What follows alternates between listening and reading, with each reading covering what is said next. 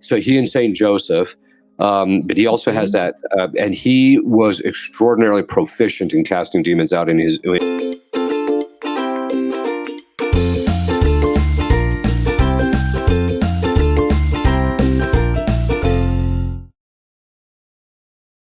Thank you for sharing that. And is Saint Anthony of Padua a powerful intercessor in spiritual warfare and exorcism?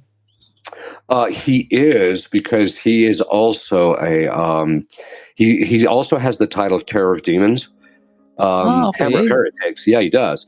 So he and Saint Joseph, but he also has that, and he was extraordinarily proficient in casting demons out in his own personal life when he was doing these particular kind of things. So he does actually have.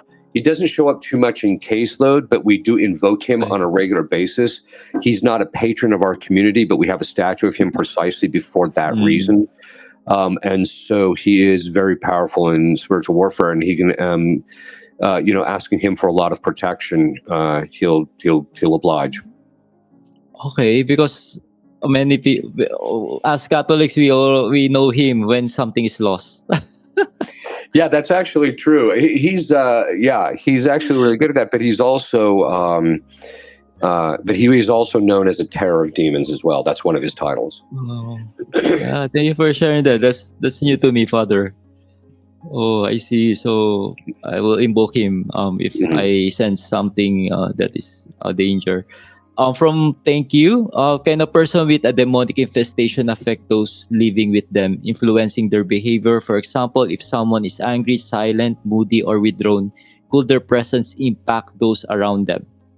And how can I protect myself from such influence?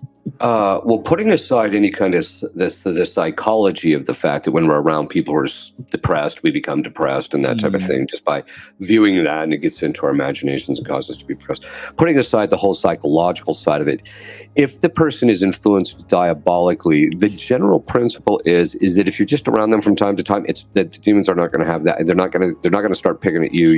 They're not going to have that in kind of an influence.